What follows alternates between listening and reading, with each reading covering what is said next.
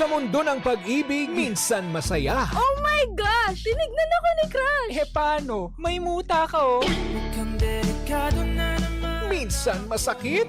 Grabe yun. Hanggang ngayon, nagre-relapse pa rin ako. Ito'y lilisan na. Minsan, scene zone. Aruy! Saklap! Pero dito sa Energy Love Lines, hindi ka nag-iisa. Yes! Like you and me against the world! Go, go, go, Pangga! Di man araw-araw na nakangiti. Dito, ang kwento mo, pakikinggan. Tanong mo, sasagutin. At puso mo, tutulungan naming gumaan. Kasama ang Energy Love Lines, kung saan may makikinig at may mag-a-advise. Energy Love Lines sa 106.7 Energy FM. Kahit minsan, supply. Sheena! Hello! It's me! I'm back, Balakubak! Hoy, hindi naman Balakubak. Hello po! Kamusta naman ang lahat? Kayo po ba ay bumabiyahe ngayon? Papa Driver, narinig mo ba ako? Patingin ako, narinig mo ako. Taas nga ang kamay. Ay, naman si Papa Driver, nakasmile na naman yan. Ay, patingin nga. Ay, ang cute naman ang ngipin niya. Nakakaloka, no? Yung babatiin ka na, ay, ang cute naman ng ngipin mo. Bakit? Meron talaga mga tao na cute yung ngipin, di ba? Para maiba naman, lagi na lang kasi, oh, ang cute naman ng face niya, ang cute naman ng cheeks mo, edi try naman natin, ang cute naman ng ngipin mo. Dapat ganon. Hello po sa mga pangga natin na super cute ang ngipin. Pearly white, ganyan, di ba? May pampa veneers. Wow, taray naman. May pampa-veneers pero hindi naman tayo nagsisipilyo. Magsipilyo po tayo ha. Okay, dapat yan. Hello po sa mga papauwi pa lamang at papasok pa lamang at in between. In between, paano yon? Yung mga hindi makapag-decide kung papasok ba or hindi. Yan. Parang yung problema natin today, kasi over naman kayo sa ask. Over naman sa ask. Bakit nga ba, Sheena? Tinatanong kasi nila kung ipagpapatuloy mo pa rin ba kung yung akala mong pagsubok ay pagbitaw na pala para sa kanya. Hay nako, ang perfect example po dyan, yung mga taong sinasabi na cool off lang tayo. Na ikaw, akala mo cool off nga lang talaga, pahinga nga lang talaga, kailangan lang niya mag-unwind, yun pala goodbye na. Mas masakit kasi yung pagpapaalam Pangga na pinararamdam na lang. Di ba? Masakit yung goodbye na, cannot be reached na, ganon. The number you dialed, ganyan na, is not yet in service. Huy! The number you dialed is not yet a number. Not yet a number! Hindi talaga yan! Ang hirap naman nung ganon. Mas maganda po Pangga yung pagpapaalam na merong may pasabi man lang. Meron man lang paklo. O kaya kung di mo kaya, di magpa-blind item ka. O blind item, sino itong jowa mo na mag-goodbye na, ganon.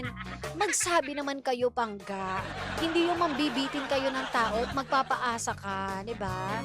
Minsan kayo nag-I love youhan sa isa't isa. Minsan ka nagkaroon ng care and concern sa taong yon. So, baka naman, kahit konting respeto naman po sa oras at sa emosyon, sa pera na ginugol niya para sa'yo, madali naman siguro magsabi ng goodbye. Pero sabi nga sa kanta ni Yeng Constantino, di ba? Ang dali naman magsabi ng bye-bye. B-A-B-A-Y. Napakadali lang naman bigkasin yun.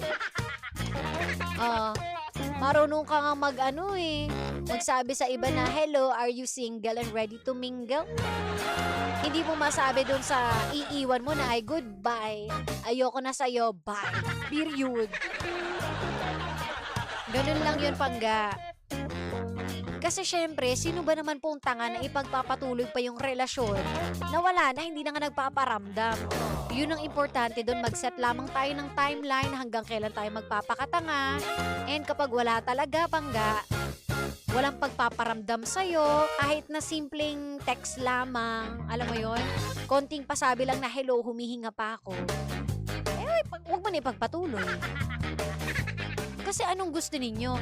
Oo, sabihin natin na ang love, unconditional. Pero Mare, hindi naman para paghulain mo yung tao. Ano ka? Game ka na ba?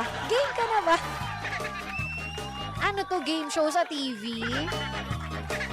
Paghuhulain mo ko ng tamang sagot? Is it a yes or a no? Diba? Hindi ganon. Ilang taon ka na ba? Nasa hustong edad ka na, diba? Marunong ka na magsalita. Diyos mio, may buhok ka na nga eh. Eh di malamang marunong ka na rin magdesisyon sa buhay. So alam mo ang gusto mo. At kung ayaw mo na sa tao, learn how to say goodbye. Proper goodbye dapat. Okay? Kung mahina ang loob mo, eh di itry mo yung labas. Kung mahina ang loob nga, pwede namang ipadala sa sulat. O kung medyo modern, through chat. Ganyan. Pero wag naman po dadaanin through notes. O kaya yung pagpaparinig. Diyos mio. Yan ang kulang sa panahon ngayon, Pangga eh. Yung dumiretso kayo sa tao, hindi yung puro parinig kayo. Nasabihin mo, minsan sa buhay, kailangan mo na talagang magpaalam dahil pagod ka na. Dahil may mahal na siyang iba. Mare, paano yun? Yung boyfriend mo nakatingin dun sa Facebook mo, hindi malaman kung ano ba, single ka ba in an open relationship o ano. Sabihin mo na diretso sa kanya, ayoko na, break na tayo, tapos. Wag kayo magbibigay ng mixed signal na tipong magpapaasa pa kayo, magpapabebe ka pa na kunwari, mahal mo, tapos sasabihin mo, kailangan ko lang ng konting oras. Mare, straight to the point. Ayoko na. Ganon. Okay? And doon naman po sa mga nasabihan ng ayaw na nila, wag nyo na pong pilitin kung ayaw na. Hindi yung magpapakatanga tayo sasabihin natin na, ay, maawa ka sa akin kahit awa na lang. Hindi ha? Dahil dyan, ayusin mo na. Dahil susunod! Kapitana Sisa. Susunod na yan, Pangga. Kaya naman, kung nanggigigil ka na, eto na! Mamaya na ang mga kasagutan sa mga umaatikabong chika for today. Tuto ka lang, Pangga, at pwede ka mag-text dyan kung may katanungan ka kay Sisa. 0945-367-8792. Okay? Konting palambing, like, follow, and share. Sheena1067 and Energy FM 1067. Ako po'y magpapaalam na ang nag-iisang pabebot na si Sheena. Dito lang yan sa number 106.7 Energy FM. Pangga, wag mong sabihin radyo, sabihin mo Energy.